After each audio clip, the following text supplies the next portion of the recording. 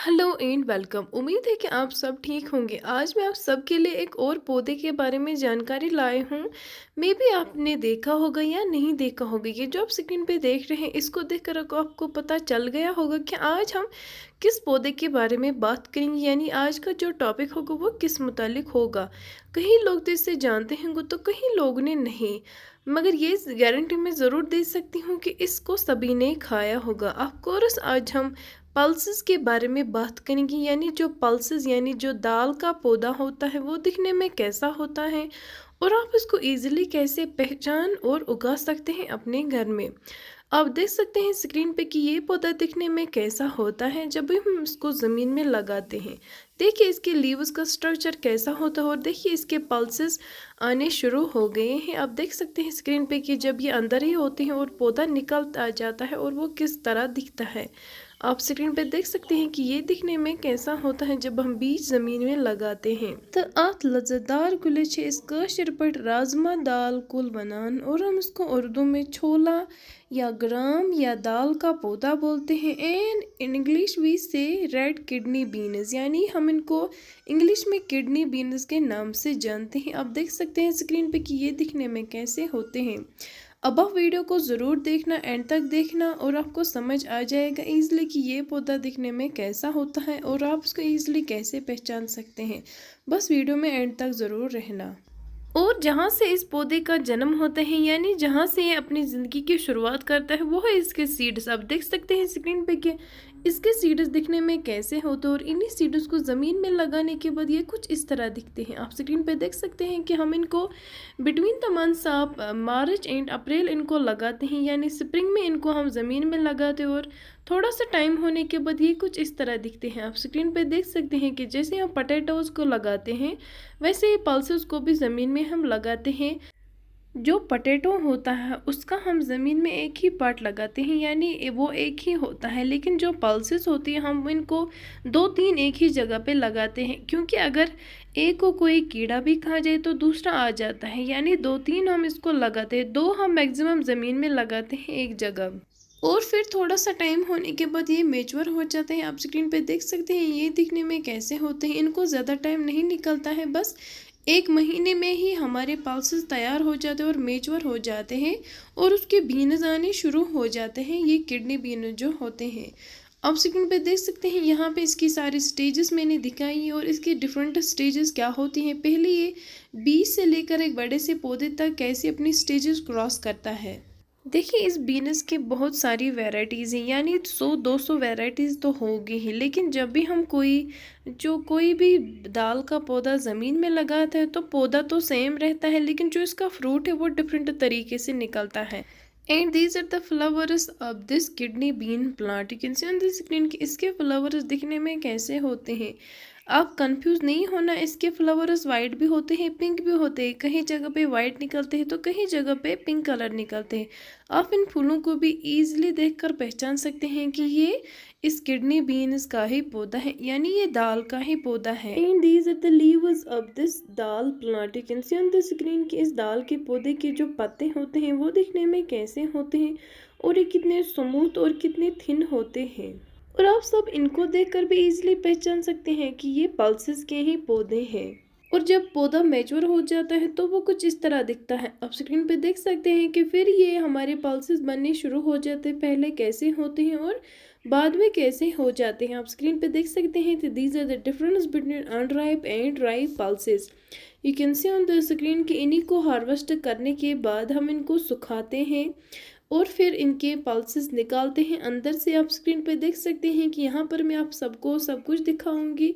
आप देख सकते हैं कि सुखाने के बाद इनका कलर कैसा वाइट हो जाता है और वो कितना अट्रैक्टिव हो जाता है। आप स्क्रीन पे देख सकते हैं कि फिर इनको निकालना अच्छी तरह, इनसे इनके सीड्स निकालना बहुत ही ईजी हो जाता है इनको सुखाने के बाद, और ज़्यादा टाइम निकलता है एज़ कम्पेयर टू अनड्राइव। कहीं लोग तो कुक करते हैं इन अनड्राई पल्सेस को भी, तो कहीं लोग ज़्यादातर लोग पसंद करते हैं इनको सुखा कर ही। आप देख सकते हैं स्क्रीन पे और हमारे सामने अनमोल पल्सेस आ जाते हैं। आप स्क्रीन पे देख सकते हैं हमारी मेहनत का फल कैसा होता है, कितनी वैरायटीज़ हैं इसकी आप देख सकते हैं स्क्रीन पे। लेकिन हम आज यहाँ बात कर रहे हैं रेड किडनी बीन्स के बारे में, जो कुछ इस तरह दिखते हैं। आप स्क्रीन पे देख सकते हैं कि ये असल में जो इस पौधे की जो इम्पोर्टेंस यानी जो इसका अनमोल फ्रूट है वो है इसके ये किडनी बीन्स। आप स्क्रीन पे देख सकते हैं कि इनको किडनी बीन्स इसलिए कहा जाता है क्योंकि इनको किडनी शेप होती है। And these are the recipes of this kidney beans. You can see on the screen कि हम कितनी सारी रेसिपीज़ इस वेजिटेबल के बना सकते हैं अपने घर में। बस रेसिपी को यूट्यूब से सर्च करने हैं, आप देख सकते हैं कितनी सारी रेसिपीज़ दुनिया भर में इसको बना दी जाती है। और बहुत से लोग राजमा दाल चावल को ज़्यादा पसंद करते हैं खाना, और अचार के साथ दाल का लज़्ज़त कुछ और ही होता है हम अपने जब घरों में खाते हैं। Now we will see some benefits of red kidney beans. यानी अब हम इस दाल के पौधे के फायदे देखते हैं, यानी अल्लाह ताला ने इसमें कौन से फ़ायदे रखे हैं एक इंसान के लिए। Prevention of cancer, weight loss, cure acne, improves memory power, healthy option for diabetic patients, healthy skin, lower blood pressure, anti-aging, improves blood sugar control, fast to cook, nutrient dense, protein rich होता है इसमें, और ये flavourful होता है, full of iron होता है, reduces cholesterol level यानी कोलेस्ट्रॉल को कम करता है, फुल ऑफ फाइबर होता है इसमें, एंटीऑक्सीडेंट होता है, गुड फॉर किडनीज होता है, और लोअर हार्ट अटैक रिस्क होता है इससे। ये फैट फ्री होता है, हाई फाइबर होता है इसमें, यानी फाइबर भी इसमें बहुत ज़्यादा होता है। और लोग इसको अपने दोनों मील्स में खाते हैं, यानी लंच और डिनर में भी इसको इस्तेमाल करते हैं क्योंकि ये बहुत ही हेल्दी होता है इंसान के लिए। The scientific name of red kidney beans is Phaceolus vulgaris। अब हम वो कंट्रीज देखेंगे जहाँ पर ये रेड किडनी बीन्स ज़्यादातर उगाई जाती है, that is Mexico, Central America, इन दोनों जगहों पे ये ज़्यादातर उगाए जाते हैं। और USA, Canada and some parts of Europe में भी इसको उगाया जाता है, और स्पेनिश में इसको उगाया जाता है, और पुर्तगाल में भी इसको उगाया जाता है, एंड इंडिया में भी इसको ज़्यादातर उगाया जाता है। और जम्मू कश्मीर में इसको पूछो ही मत, क्योंकि कश्मीर की शान ये राजमा दाल ही होते हैं, यानी जो बाहर से टूरिस्ट आते हैं वो कश्मीर में राजमा दाल और राइस को खाना ज़्यादा पसंद करते हैं। अब हम इसकी कुछ नेम्स देखते हैं, यानी बाकी देशों में इसको किस नेम से जाना जाता है। यानी कहीं लोग इसको कहीं नामों से, डिफरेंट नामों से जानते हैं, यानी जो भी कंट्रीज है दुनिया भर में वहाँ से इसको लोग अलग अलग के नाम से पुकारते हैं।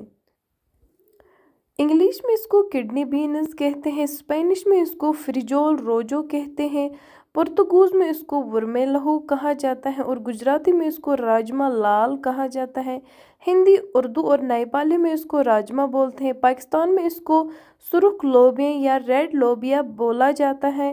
फ्रेंच हरीकोट कॉमन बोला जाता है, यानी फ्रेंच में इसको हरीकोट कॉमन बोला जाता है। जर्मन में इसको गाटन बूनी कहा जाता है। इटली में इसको फगोलियो कहा जाता है, और हम अपने कश्मीर में इसको राजमा दाल बोलते हैं। अब आप अगर कहीं पर भी कहीं भी देश में जाएंगे तो अगर आपको राजमा दाल खानी पसंद होगी तो आप मेरे वीडियोस में डिफरेंट नेम सुन सकते हैं, और वहाँ के वेटर को कह सकते हैं कि हमें इस नाम की रेसिपी चाहिए। अब हम इस पल्सेस की यानी जो ये राजमा दाल होती हैं इसके कुछ वैरायटीज़ देखेंगे। इसकी ज़्यादातर वैरायटीज़ नहीं है, पर यहाँ पे मुझको कुछ ही पता है, दैट इज़ रेड राजमा यानी रेड किडनी बीन, जिसकी बात हम आज अपने वीडियो में कर रहे हैं, Chitra rajma, speckled kidney beans and Jammu rajma, और पिंटू बीन्स भी एक वैरायटी है, और हिमालयन राजमा भी एक वैरायटीज है। और जो ये हिमालयन रीजन की जो ये हिमालयन राजमा है वहाँ के एक कुछ और वैरायटीज़ भी उगा सकते हैं। उसमें है हरसिल राजमा, जोशमात राजमा और बदरवा राजमा के कुछ वैरायटीज़ वहाँ पे भी पाई जाती हैं। वो बहुत ही फ्लेवर रिच फ्लेवर होते हैं, यानी उनका टेक्सचर क्रीमी होता है और रिच फ्लेवर होते हैं जो हिमालयन राजमा होते हैं। अब हम इसकी ग्रोइंग मेथड देखेंगे, यानी इसका हार्वेस्टिंग और सोन सीजन कब होता है, यानी हम इसको लगा और इनको निकाल कब सकते हैं, यानी लगा कब सकते हैं इनको ज़मीन में और निकाल कब सकते हैं। Kidney beans are typically sown in spring after the last frost, यानी इनको स्प्रिंग में उगाया जाता है और विद इन 100 एंड 140 डेज़ इनको हार्वेस्ट किया जाता है। मैंने जैसे कि कहा है अपने वीडियो में कि इसको ज़्यादा टाइम नहीं लगता है तैयार होने में। और इसकी मिट्टी अच्छी होनी चाहिए, थोड़ी सी जरखेज़ होनी चाहिए, उसमें आप कोई भी पेस्टिसाइड ऐड कर सकते हो और सनलाइट भी ऐसी खासी होनी चाहिए और आपके जो राजमा है वो बनकर तैयार हो जाएंगे। और इसको ज़्यादा पानी की ज़रूरत नहीं होती है, बल्कि इसको लोग हिली एरियाज़ में भी उगाते हैं ज़्यादातर। So this was all about this kidney beans. Thanks.